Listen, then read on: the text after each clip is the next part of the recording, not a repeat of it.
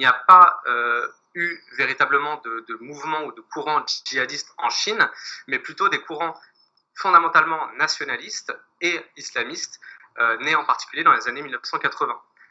Ces courants ont émergé dans le contexte de la victoire des Moudjahidines en Afghanistan contre l'armée soviétique, par la suite avec l'indépendance des républiques centra-asiatiques et du renouveau de l'islam dans la région, et enfin avec la montée en puissance d'Al-Qaïda dans les années 1990. Certains de ces réseaux nationalistes et islamistes sont parvenus à fomenter certaines révoltes dans la région du Xinjiang, notamment à Bahreïn en 1990, révolte qui a été organisée par le Parti islamique du Turkestan oriental. Mais ces embryons de réseaux qui n'ont pas duré ont très vite été maîtrisés par les autorités et leurs leaders ont été soit emprisonnés, soit sont partis se réfugier à l'étranger, notamment dans les zones tribales entre l'Afghanistan et le Pakistan. L'idéologie islamiste a néanmoins ressurgi aux alentours de 2012 dans le contexte de l'avènement de l'État islamique en Irak puis en Syrie. Les deux organisations djihadistes globales que sont d'une part Al-Qaïda et de l'autre part l'État islamique sont entrées en concurrence pour recruter des combattants à travers le monde. Et c'est à cette époque que l'on a constaté une recrudescence des attentats terroristes en Chine, avec notamment un attentat sur la place Tiananmen avec une voiture piégée en octobre 2013, un attentat extrêmement violent à la gare de Kunming en mars 2014 et d'autres attentats suicides ou avec des colis piégés au Xinjiang et ailleurs sur le territoire.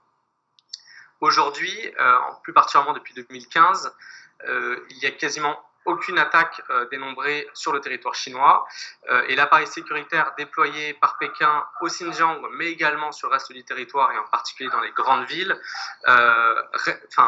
empêche toute action d'ampleur sur le territoire chinois. Donc aujourd'hui, pas aucune menace ni djihadiste ni islamiste véritablement sur le territoire chinois. Alors que cherche Pékin avec ces camps aujourd'hui? Quel est l'objectif? Alors l'objectif officiel revendiqué par les autorités chinoises est de lutter contre l'extrémisme religieux.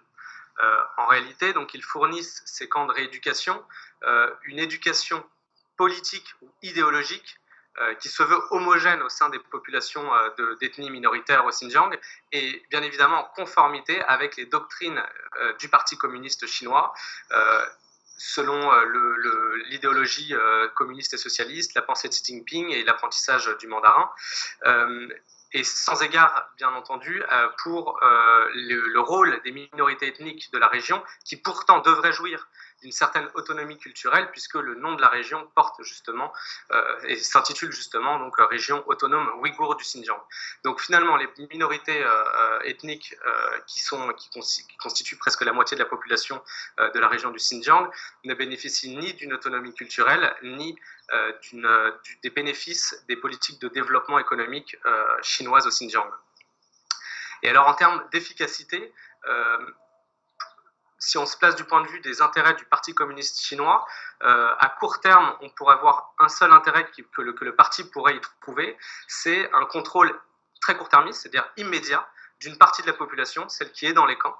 Et pour tout le reste de la population ouïghour et des autres minorités, c'est un contrôle, je dirais, par la peur, un contrôle indirect par la peur, en faisant pression sur les personnes qui ne sont pas dans les camps, parce qu'elles pourraient s'y retrouver ou parce que l'un de leurs proches ou un de leur famille, des membres de leur famille sont enfermés dans ces camps et voilà, c'est une sorte de pression par la peur. Maintenant, à moyen et long terme, toujours du point de vue du Parti communiste chinois, si on essaie de chercher les intérêts qu'il pourrait trouver, de mon point de vue, je trouve que ces politiques seraient beaucoup plus contre-productives que productives du point de vue du discours du Parti communiste, pour au moins 3 raisons. La première raison, c'est que les politiques répressives et d'internement au Xinjiang peuvent conduire à encore davantage de radicalisation, une radicalisation qui serait souterraine, qu'elle soit religieuse ou qu'elle soit séparatiste, nationaliste, et qui pourrait ressurgir à tout moment dans la sphère publique. La deuxième raison, c'est que ces politiques répressives, encore une fois, égratignent significativement l'image de la Chine sur la scène internationale, image qui déjà ne bénéficiait pas d'un grand crédit sur la question des droits de l'homme. Et enfin, la dernière raison, c'est que la Chine, qui tente par tous les moyens d'instaurer la stabilité sociale sur son territoire, une sorte d'obsession de la part des autorités chinoises, risque, par ce genre de politique, d'attiser les volontés de vengeance, non pas sur son territoire, mais à l'extérieur de la Chine. La Chine engendre donc un risque sérieux pour son développement international, et en particulier pour la sécurité, la stabilité et la viabilité des projets de nouvelles routes de la soie. C'est vrai qu'il a déjà, en fait, comme il a mentionné, le fameux organisation mouvement islamique de Turkestan oriental, qui serait en fait à l'origine des révoltes des années 80, et que enfin, on a en fait les experts qui sont surgis ces dernières décennies sur les Ouïghours et sur la sécurité de la Chine, et ils utilisent régulièrement ce nom. Cependant, dans les années 80, il y a eu effectivement beaucoup d'organisations souterraines qui sont créées dans le sud de la région. Comme Sabine a fait remarque tout à l'heure, dans le sud de la région, 90% de la population, voire plus, c'est Ouïghours. Ils sont plus traditionnels, plus conservateurs, plus pratiquants. Et qui ont été influencés moins par la culture occidentale et aussi par la culture chinoise, ou par la politique chinoise. Et donc, en fait, ces organisations souterraines, ils portaient des différents noms, souvent avec le nom de Turkestan oriental, l'indépendance du Turkestan oriental, etc. Étant donné que en fait, c'est souvent organisé par des personnes pratiquantes, puisqu'en fait, dans le sud, pratiquement, en fait, ils sont tous pratiquants.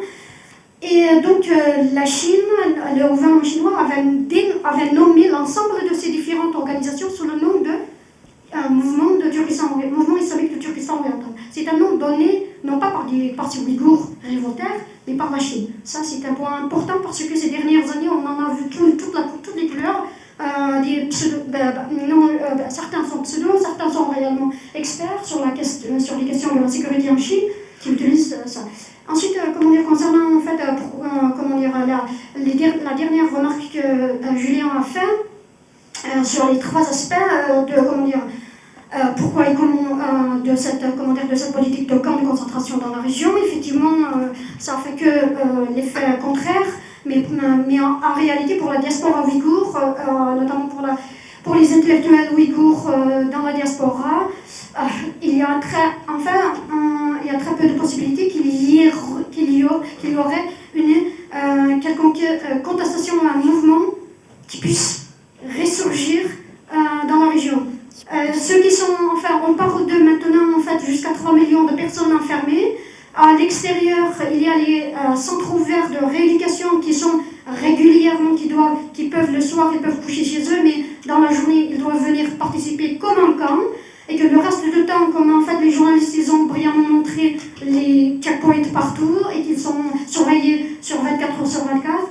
Et donc dans ces conditions-là, il est impensable pour nous d'imaginer quelconque mouvement de résurrection puisse parvenir. La population elle est totalement terrorisée. Mais on parle il parle aussi en dernier point, des points négatifs, notamment en fait la colère possible de la diaspora peut-être. En fait, j'ai compris de cette manière sa association, comme quoi en fait la diaspora pourra attaquer ces points stratégiques à l'extérieur de la Chine dans le projet de route de la soie. Cependant, en tant que en fait une membre de la diaspora ouïghour, la diaspora, la dernière chose qu'on espère, c'est une attaque contre les Chinois à l'extérieur, parce que ça sera une parfaite excuse pour la Chine pour en finir avec, non seulement avec les Ouïghours dans la région, mais aussi avec tout le mouvement de contestation en paix de la diaspora ouïghour. Donc en fait c'est la dernière chose. Mais ce qu'on espère en fait... Rapidement, parce qu'après on va prendre les questions du public, on est un petit peu en retard. Bien sûr, je finis avec la dernière phrase. Ce qu'on espère, une attaque, non pas de la part des diasporas, des personnes qui sont dans la diaspora, mais de la part des pays qui sont concernés par ce gigantesque projet, qui sont absolument au service de la Chine, mais non pas à la bénéfice des pays concernés. Donc en fait, on attaque des membres de la population de ces pays concernés attaque les intérêts de la Chine et non pas. En fait, cette attaque ne doit pas venir de la diaspora ouïghour, surtout pas. Merci Edine Nurian.